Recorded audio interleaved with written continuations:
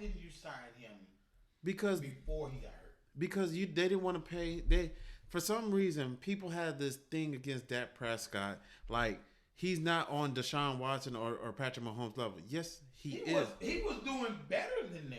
Yes, at that point before he got hurt, he was actually putting up better numbers than them. He is a good. Not really. He was on par. He's on. If you take a look, he does it with marquee players. I mean, they went out and got Amari Cooper. They already had Michael Gallup. They went back and got Witten out of retirement. The offensive line's great. And before we started all this stuff, I was about ready to say the number one problem that Jerry Jones has is that he is not consistent among players. No, because when he pays you a marquee price, he babies you. Yeah, he caters to you. He coddles you, and he makes things go away. If he's not fully invested in you, he don't care. Yeah, and that's the problem. So they foster an attitude in the organization that if you're not a marquee player, you don't mean anything. Yeah, and Jimmy Johnson said he does that too. Mm-hmm. What's his name? Gruden. On the Raiders coach. Jay Gruden. He says the same thing. If you're not a star player, I'm not babying you. That's why you better get out there and play. But then why? What's the linebacker that he traded to Chicago? Oh my God. I was going to say Kawhi Leonard. No, it's something Malik Jones, Malik Chicago Bears. The right end, the outside linebacker. The outside linebacker. Well, the thing is, he's a marquee player. He's a first round draft. Right, but I need draft capital. Mm-hmm. So he got rid of his best player. He was going to get rid of David Carr too. Yep. Derek. I'm sorry. He was going to. Everybody keeps saying David. Sorry. He was going to. Sorry, David. If he didn't need a quarterback, he was going to get rid of him. He already said that I was going to get rid of him. I was clearing house. I wanted my players that I felt to run my offense here. I didn't want nobody to slow me down. That was that. That's a coach, though. Think about it. There's nobody there that was there with that original team. He cleared house. It's done. The only one there is the quarterback, actually. That's it. And the offensive line, most of it anyway. No. The Penn is gone. When he got there, most of the offensive line were rookies, so they were just there. But they were good though. Yeah, they were good. Right, they were all first round draft picks because they had the picks. So why not? But it's just that like with Dallas in particular, Dak is a good quarterback. Why they haven't signed him, I don't know. I can't tell you why. It's just that Dak has this thing floating around him where it's like, I still have a question mark on you, even after led my team to the playoffs multiple times since you've been here. Mm-hmm. Yeah. And guess what? It's like Stephen A. said. But the question mark shouldn't be there. He's done the work. Right, but he's earned the money. But that's what Stephen A. That's like Stephen A. says. He says pay the man too. He doesn't understand why Dak Prescott has been signed when Tony Romo has done less. And Tony Romo never had a contract issue. Jerry Jones paid him prior to his contract even being up. Yeah. Every single time. You know the funny thing about it, every time we talk about a Dallas Cowboy quarterback. But on the flip side, Tony Romo pops up. We're almost getting on an apples oranges kind of conversation here, because if you take a look at the marquee price for QBs back during Romo time. Right. And he didn't even warrant like top echelon money. But he got it. But it's nothing compared to what they have now. Oh yeah. This is like, to me, this is very relevant, or looks like the exact same thing that happened right before the housing market bubble burst. because think about it. All of a sudden, you're paying these hundreds and thousands of dollars for a house, and then the next thing you know, market crashes. Goes down. Yeah. And that's exactly what we're seeing in the NFL. All these QBs that are getting paid because who's out there. And that's why Wentz got the paid contract. Goff got was a little early. Goff got the same thing. But you have to ask yourself, who actually earned their contracts though? Who actually earned that? I'm sorry, the Patrick Mahomes contract is freaking ridiculous. I'm sorry, it's insane. The Deshaun Watson contract is a little high for me, but it makes sense. Tom Brady taking $50 million for 2 years every year. That's cheap. Makes sense. It makes sense. It's cheap for his caliber. It's cheap for his caliber. It's and, cheap. and at his age, most people like, oh, I don't even want to put him out there. He might get hurt. But he's still playing at a high level. At a high level. But then you look at some of these I get the ball in less than 2 seconds. Yeah. But when he mentioned Winston Foles, you got these big old contracts and y'all suck. You know, I'm sorry, I'm saying what it is. Y'all suck. Now, But then that goes back to what I said. Who's out there? And that's the problem. It's like market dictates a lot. You know, availability dictates a lot when it comes to market and market value. But then the problem is that when you got people that are so close in caliber, then they go, well, hey, I deserve, like what Dak was doing, I deserve Wentz money. And he was trying to get Wentz money. He wanted to get paid more than Wentz. Right. And at the time, that was one of the higher contracts until Mahomes. And then now Watson. Watson with 42. Yeah. He's actually if his contract was for 10 years, he would make more than Mahomes. But the thing is the reason why Dak should get that number. He every year he's played, he's beaten Mahomes. He's beating Wentz and Goff every year, and they're getting this money. It's justified. It just makes sense. He should get more if he's outperforming those two, and they got the higher contract. At least, hold on. At least in my division, that's Dak Prescott's arguing point. In this division, if Carson Wentz is getting 33 and Jared Goff is getting 35, I should at least get 36 or 37, 38. Around these guys. Yeah, and every year I'm beating them faithfully. But if you take a look, and this is what I hate about the whole market value thing, because when you take a look, he was beating him. But why was he beating him? He had Zeke, running back out of the world.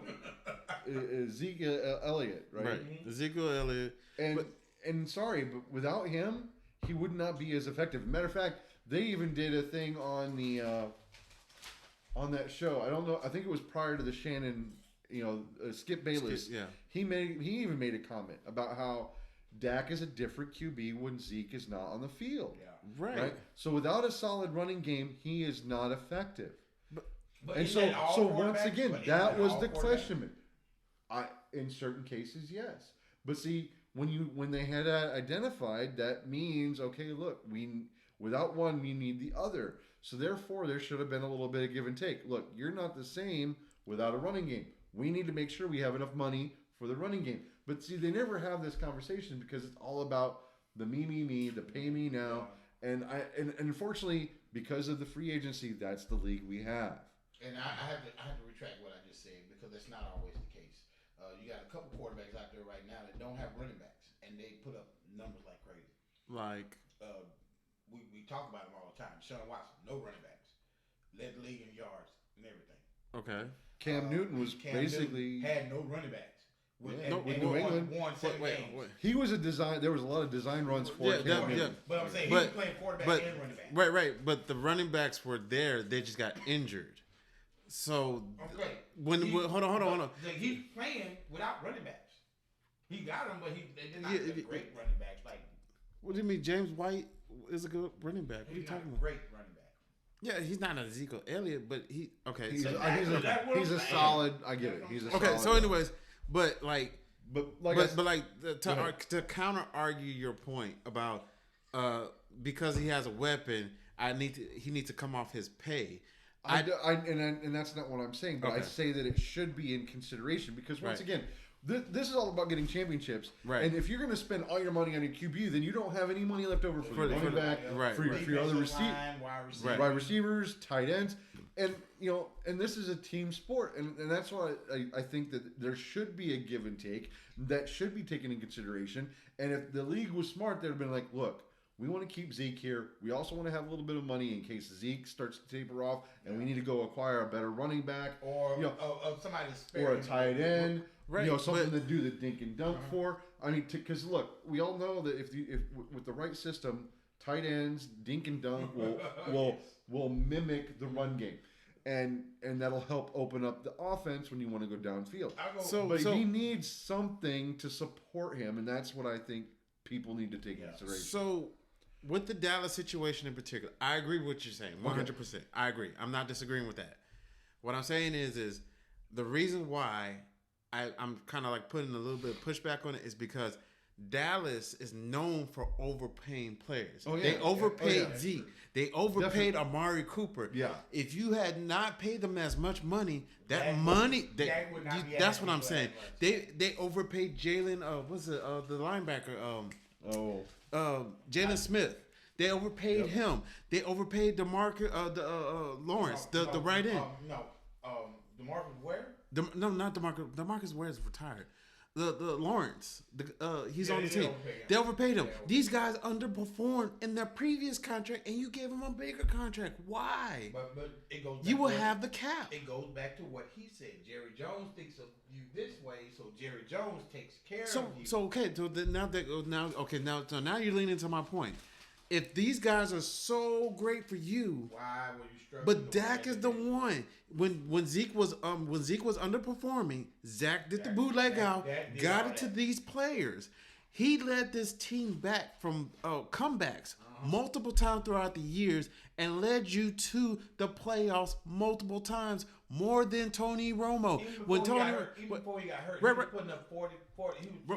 He had to put up 40. But the point is this. This is my whole point. If Tony Romo and Jason Witten, who are that we all know that's the tandem, right?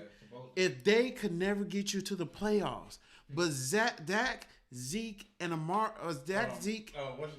and Michael Gallup did. No, it was what's his name? Remember the one that got hurt? Bald head black dude. Anger management issues. Remember the catch that they said was he did? No. Are you talking about he does this all the time. The wide receiver. The wide receiver. Remember he was with the Ravens. He signed with the Ravens. No, he signed with Ravens. The Baltimore Ravens. No, he got injured with torn ACL and then. Oh, okay. Yeah. Des Bryant. Des Bryant. Okay. With Des Bryant, Dak Prescott, and Jason Witten, but that Beasley, offense was almost unstoppable. Des Bryant was Tony Romo for the most part, and then at the beginning of Dak, after the Dak's and as much as I like Dak, and I think that he is a great quarterback, I think he's got a good football IQ. I think he's got a great arm. I just don't think that him by himself can get you there. No, he's not. He needs the wide receivers. He needs the tight ends. That's what he said. Yeah. It's a team sport. So everybody got to pull their weight. Anyway, right. Everybody got to pull their weight. I think this kind of wraps it up, but I do want to make this one more topic before we close out. The Vincent Jackson story. You guys? Oh my gosh, that dude! Have you read this yet? I read I saw it. All right, so I read it. Just a little bit of a backstory. Vincent Jackson played Tampa Bay Buccaneers. The Chargers. Started off with the Chargers and Phillip Rivers back in the day, so I'm familiar with his, very familiar with his play, and he definitely made Rivers look way better than Rivers actually is. And this is definitely kind of intriguing because, given his age, how young he is. Was it 38? 37? Yeah. 38. 38, yeah. And the fact that he's donating his brain to the CTE, the concussion thing, I think that speaks volume on this issue. Yeah. Because once again, I mean, I recently rewatched that concussion movie, and as much as they've done, and I'm not going to detract from the NFL. Obviously, it's a sport that we all love. We love watching it, but I think what they've done.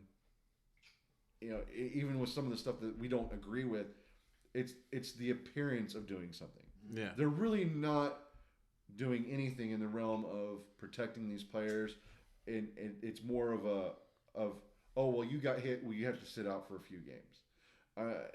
And unfortunately, I just don't think that's enough when you really get down to it. The other side of this is that these men choose to play this game. And they get paid and they get paid a lot of money to play this game. My thing is that I definitely think that the NFL should step up and do better post-game care as these guys get older. Everybody gets out after the game. But, everybody gets checked. I don't care if you didn't even play. If you're down there, like say you're the center, you get hit in the head all the time. Every snap. Every lineman gets hit in the head all the time. Defense or offense, you get hit all the time. Check everybody before they leave. Everybody before they leave. and at least now with the awareness to what it is, and now because I think it was even I can't remember, it was on the movie. I want to say it was it wasn't the Mike. Was it the Junior Iron Mike? It was maybe it was Junior or the other Pittsburgh Steeler that was in the movie that they highlighted. I can't think of his name right now, but his wife said had she known, she would have gotten him the care that he needed. And I think that now that it's identifiable, hopefully these NFL families watch these young men as they age to for signs. Even after football, you have to. Oh yeah. Stay on top of this. Yeah, that's what that's where the retired players who are involved with the league now, they're saying that they have insurance or they get insurance and receive, I think, a dividend from the NFL after they retire. Yeah, it's almost like a retirement check, but not, Right, and they're saying that the NFL needs to step up more because the NFL is making billions off of them. Oh, and so... just take a look at the TV money. And of course, and this is where, unfortunately, and that's why they negotiated to get a piece of that TV money. Yeah. Now, and of course, people have had this argument with me before because, they need to pay more, And in certain realms, I will agree, especially when it comes to taking care of these players. It's like the military taking care of their wounded warriors. Yeah. Okay. Granted, they need to do more. The military could definitely do better, but as we all know, they do what they can, and there's good organizations like Wounded Warriors Project, Disabled Veterans, and that kind of thing that even though they have ties to the government, they're separate entities. They need to have something similar to that for the NFL as well, especially in this regard, because in my opinion, they need to keep a closer eye and give these guys the care that they need as these symptoms develop. And that's the only way that they can truly, find a way to manage it. Yeah. Because the problem is it's just like I had the problem with the military. It's the same thing with the NFL. You send after the work is done and everything, you send them back out in the world and they're damaged. Mm-hmm. And you sent your end product into a world. So when they do this drastic stuff, like one of the Pittsburgh Steelers that initially started this, he was driving on the wrong side of a major freeway. Yes, he was. And all that kind of stuff, and that's not normal. I mean, Junior Seau. And it wasn't. Which was the one that there was one that shot himself in the chest? Oh man, do you remember who that was? I don't even. I think it was an old Chicago player, right? Shot himself in the chest with a note. Anyway, but it's kind of a moot point. Yeah. We don't. For me, I'm gonna be honest with you. We can, as fans, we can say, "Oh, these guys, they get paid millions to go out there," but it's still somebody's life. It's still somebody's dad. It's still somebody's son. It's still somebody's husband. They can do more than what they're doing, and I hope they step up and do it. It's just too many of these things slipping. This is just another one of them versions of falling, slipping through the cracks. Yeah. And then when it happens, everybody will say, "Oh, I'm sorry, I didn't know that." Pay attention. Simple. Pay attention. Watch what's going on with these guys after they, like Josh said, after they go, there should be something for them. If you're feeling, I played high school football 4 years. I never had a concussion. Does that mean I didn't get hit in the head? I got hit in the head a lot. I played defensive offense. I hit people in the head. I got hit in the head. Can you say you walked away from that? Ken Stabler did CT. I didn't know that.